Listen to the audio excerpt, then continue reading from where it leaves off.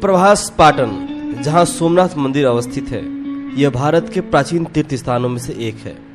इस पवित्र तीर्थ स्थल का उल्लेख ऋग्वेद, स्कंद पुराण और महाभारत में भी आया है।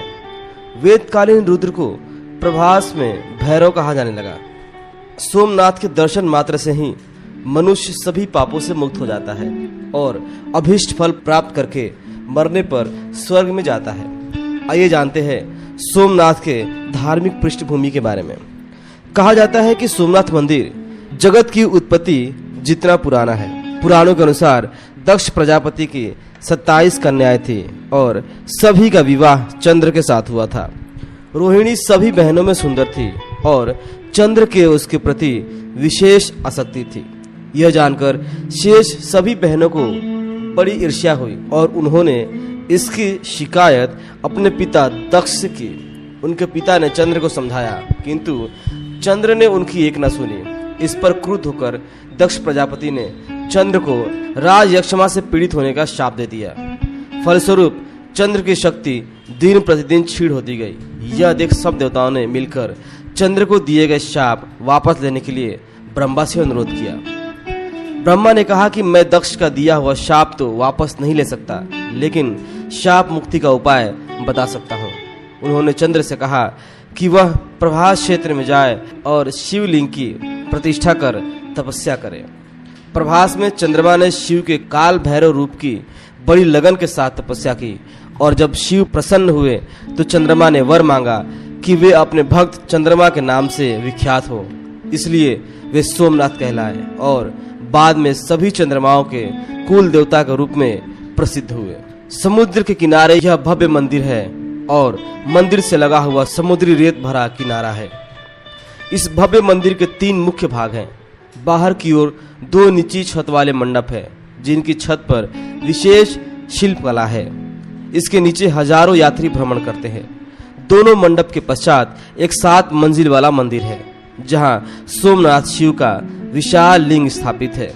यह शिवलिंग लगभग 7 फीट ऊंचा काले पत्थर से निर्मित है। शिवलिंग के पृष्ठभाग में अनेक देवी देवताओं की मूर्तियां विराजमान है। शिवलिंग के सामने बाहर के प्रांगण में नंदी की एक बड़ी प्रतिमा है।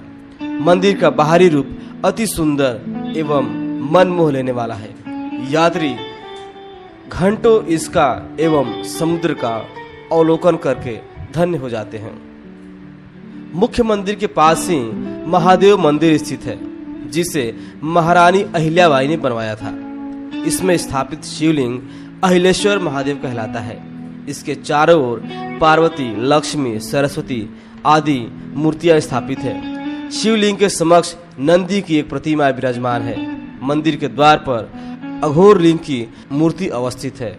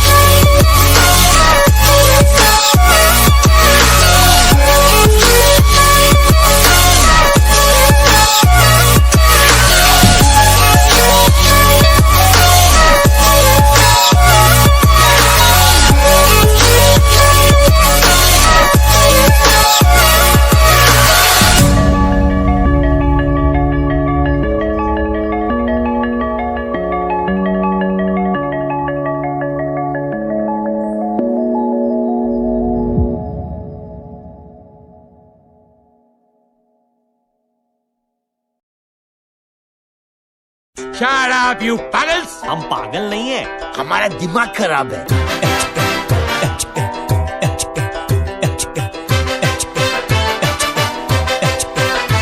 हम सर फिरे बिगड़े हुए नवाब है।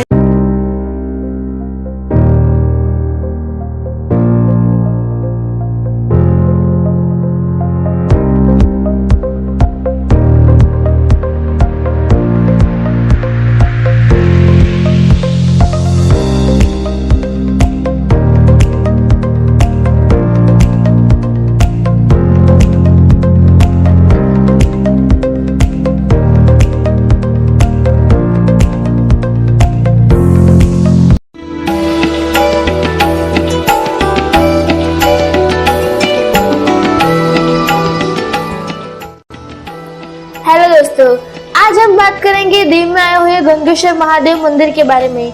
यह एक हिंदू मंदिर है और भगवान शिव को समर्पित है।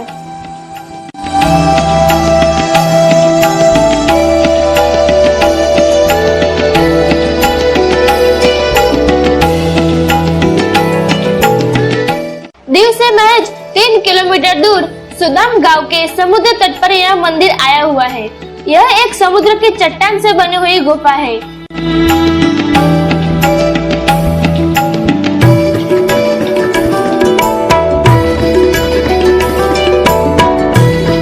जिसके अंदर भगवान गणेश, भगवान विष्णु, देवी लक्ष्मी और महादेव विराजमान हैं, जहां पर एक साथ 5 शिवलिंग के दर्शन होते हैं, जो आकार में एक दूसरे से छोटे बड़े हैं। यह शिवलिंग आमतौर पर उच्च ज्वार के दौरान समुद्र में डूब जाते हैं, केवल कम ज्वार के दौरान दिखाई देते हैं। इस मंदिर को समुद्र मंदिर के रूप में भी जाना जाता है, क्योंकि शिवलिंग समुद्र के किनारे स्थित है। ऐसा ही एक मंदिर गुजरात के काली कोंभर में देखने को मिलता है। काली कोंभर में भी ज्यादा ज्वार आने से शिवलिंग पानी में डूब जाता है।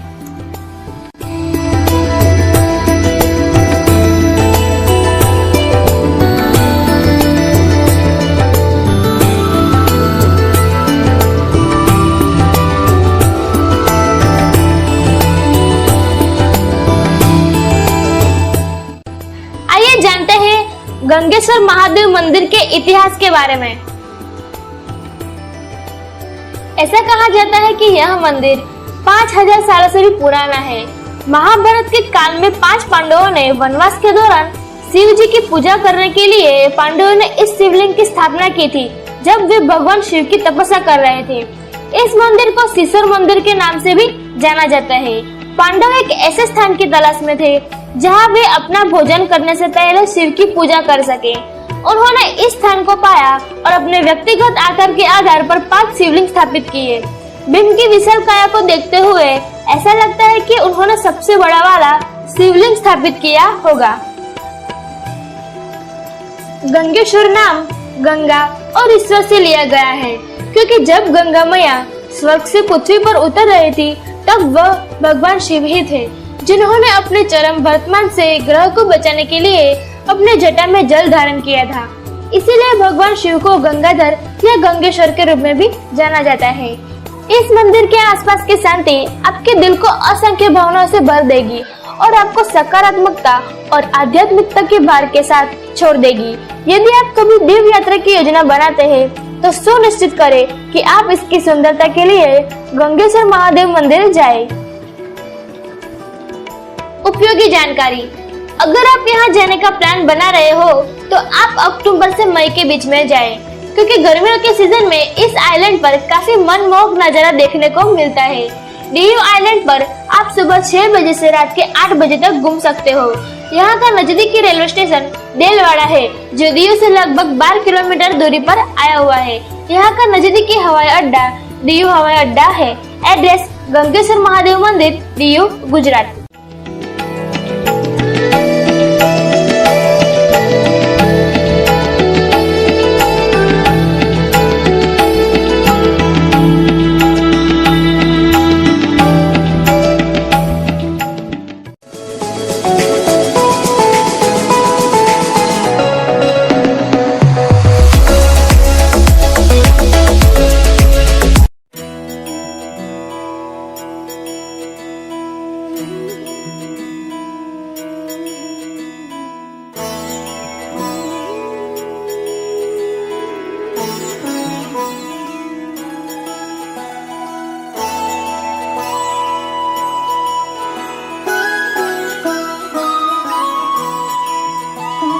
जय हो शंकरा आदिदेव शंकरा तेरे जाप के बिना चले ये सांस किस तरह मेरा कर्म तू ही जाने क्या बुरा है क्या भला तेरे रास्ते पे मैं तो आंख मूंद के चला तेरे नाम की जोत ने सारा हर लिया तमस मेरा नमो नमो जी शंकरा भोलेनाथ शंकरा जय त्रिलोकनाथ शंभु हे शिवाय शंकरा नमो नमो जी शंकरा भोलेनाथ शंकरा रुद्रदेव हे महेश्वरा